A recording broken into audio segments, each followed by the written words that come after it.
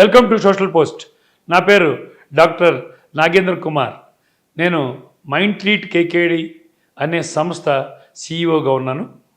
ఈ రోజున సాధారణంగా మనం ఇంటర్వ్యూలో కంపెనీ అంటే ఏదైనా కంపెనీలో ఇంటర్వ్యూకి వెళ్ళినప్పుడు మనం ఏ విధంగా మనం సెలెక్ట్ చేయడం జరుగుతుంది అనే విషయం గురించి మాట్లాడుకుందాం.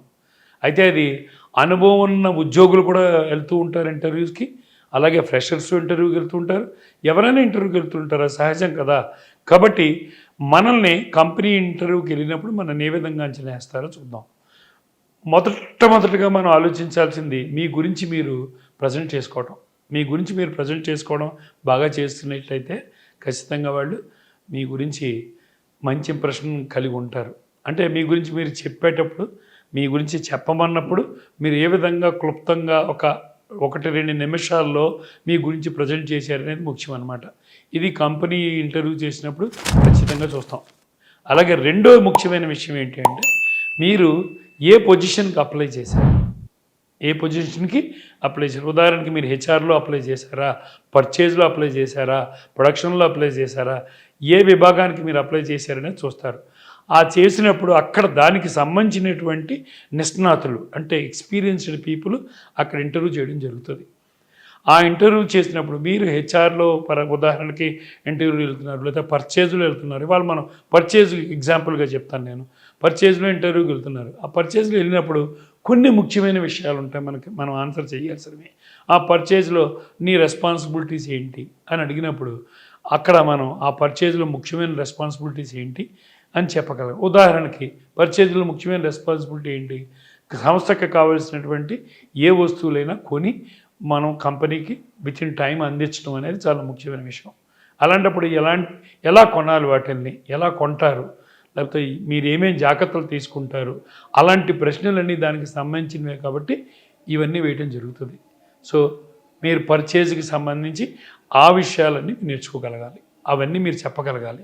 సో కంపెనీలో మీరు ఏ పొజిషన్కి అయితే ఇంటర్వ్యూ చేశారో అప్పుడు ఖచ్చితంగా దాని గురించి అడుగుతారు. కాబట్టి మనం డెఫినెట్గా వాటి గురించి తెలుసుకుని తీరాలి. అంతేగాని ఏదో ఇంటర్వ్యూకి అప్లై చేశాను కాబట్టి ఏదో నాకు తెలిసింది చెప్తాను అంటే కాదు. మీరు కంపెనీలో జాబ్ కొట్టాలి, లేదా ఖచ్చితంగా ఇంటర్వ్యూలో సక్సెస్ అవ్వాలి అనుకున్నప్పుడు మీరు ఈ విషయాల్ని తెలుసుకోవాలి. ఇన్ డెప్త్ ఆ సబ్జెక్ట్లో లేదా ఆ పొజిషన్లో. ఇంకోటి ముఖ్యమైన విషయం, మీరు ఏదో పర్చేజ్ ఆఫీసర్గానో లేకపోతే ఇదివరకు పర్చేజ్లో పనిచేస్తున్నారు, అక్కడ మీరు ఏ బాధ్యతలు నిర్వర్తించారో మీరు 1, 2, 3, 4, 5 వరుసగా చెప్పగలగాలి. అంతే తప్ప ఒకటి చెప్పి మీరు ఆగిపోయి అప్పుడు ఇది చేసేవాడిని మీరు ఏదో మెల్లిమెల్లిగా దాని గురించి కాన్ఫిడెంట్గా చెప్పలేకపోతే మిమ్మల్ని అరే ఇతను ఉద్యోగం సరిగ్గా చేయలేనట్టుంది అని చెప్తారు. అలాగే ఇంకొక ముఖ్యమైన విషయం అంటే మీరు ఎందుకు ఈ కంపెనీలో జాయిన్ అవుదాం అనుకుంటున్నారంటే చాలామంది నాకు జీతం చాలట్లేదనో లేకపోతే ఆ కంపెనీ బాగోలేదు, పాత కంపెనీ బాగోలేదనో చెప్తుంటారు. ఇది చాలా తప్పు.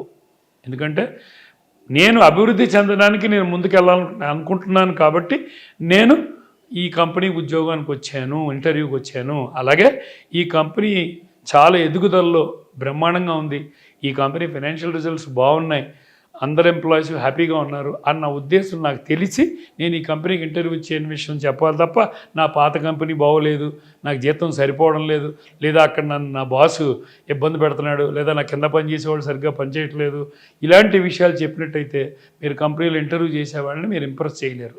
కాబట్టి మీరు ఎలా చెప్పాలి, అక్కడికి వెళ్ళినప్పుడు నేను ఇప్పుడు 2 సంవత్సరాలు ఇక్కడ పనిచేశాను, ఇంకొంచెం ఎక్స్ట్రా ఎబిలిటీస్ని ఎక్స్ట్రా క్యాపబిలిటీస్ని నేను నేర్చుకుందాం అనుకుంటున్నాను, ఇంకొంచెం అనుభవం నాకు కావాలి కాబట్టి నేను ముందుకెళ్తే ఈ కంపెనీలో జాయిన్ అయితే ఈ కొత్త ఉద్యోగంలో నేను అనుభవాన్ని నేర్చుకోగలుగుతాను, కొన్ని కొత్త విషయాలను తెలుసుకోగలుగుతాను, అందుకని నేను ఈ ఉద్యోగానికి అప్లై చేయడం జరిగింది అని చెప్పినట్టయితే కంపెనీలో ఎవరైతే ఇంటర్వ్యూ చేస్తున్నారో ఆ కంపెనీ వాళ్ళు ఇంప్రెస్ అయ్యే అవకాశం చాలా ఉంటుంది. కాబట్టి మనం చెప్పే సమాధానాన్ని బట్టే వాళ్ళు చెప్తూ ఉంటారు. అలాగే కొంతమంది ఈ పని చేసేవాని అడిగితే చేయకపోయినప్పటికీ కూడా నేను చేశానండి ఆ పని అని చెప్పేస్తూ ఉంటారు, లేదా తెలిసని చెప్తూ ఉంటారు. అలా తెలిసి చెప్పినప్పుడు ఏమవుతుంది అంటే సమస్య, అందులో కొన్ని ప్రశ్నలు వేసినప్పుడు లేకపోతే నువ్వు ఎలా చేసావో ఒకసారి చెప్పు అన్నప్పుడు మీకు ఇబ్బందులు ఎదురవుతాయి. మీరు అబద్ధం చెప్తున్నారన్న విషయం ఇంటర్వ్యూవర్ కనిపెట్టగలుగుతాడు. కాబట్టి అలాంటి పొరపాట్లు చేయకూడదు. ఆ కంపెనీ వాళ్ళు నీ నిజాయితీని చూస్తారు. నువ్వు తెలియకపోతే తెలియదని చెప్పండి, చేయకపోతే చేయలేదని చెప్పండి. అంతే తప్ప నేను అది చేశాను అని అబద్ధం చెప్పాల్సిన అవసరం లేదు. అది చూసే మీకు ఉద్యోగం ఇవ్వరు కూడా. మీరు ఎలా అయితే చక్కగా ఇంకొక ముఖ్యమైన విషయం, మీ కమ్యూనికేషన్ స్కిల్స్.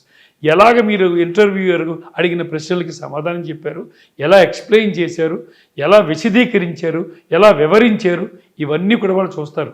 అది చూసినప్పుడు మీరు ఖచ్చితంగా బాగా చెప్పగలిగితే కనుక, వాళ్ళని ఇంప్రెస్ చేయగలిగితే కనుక, మీకు ఆ కంపెనీ వాళ్ళని ఇంప్రెస్ అయ్యి మీకు అంత అనుభవం లేకపోయినా సరే మిమ్మల్ని కన్సిడర్ చేసే అవకాశం ఉంటుంది, మిమ్మల్ని ఆ ఉద్యోగానికి సెలెక్ట్ చేసే అవకాశం ఉంటుంది. కాబట్టి నిజాయితీగా నిర్భయంగా సమాధానాలు చెప్పండి, మీకు తెలిసినవి చెప్పండి. అంతే తప్ప తెలియని వాటి గురించి సారీ సార్ నాకు తెలియదని చెప్పండి. ఇలాగెళ్ళి మనం చెప్పినట్లయితే మనం ఆ ఉద్యోగాన్ని ఖచ్చితంగా గెలుచుకోగలుగుతాం, ఆ ఉద్యోగాన్ని సంపాదించగలుగుతాం. Thank you very much. ధన్యవాదాలు.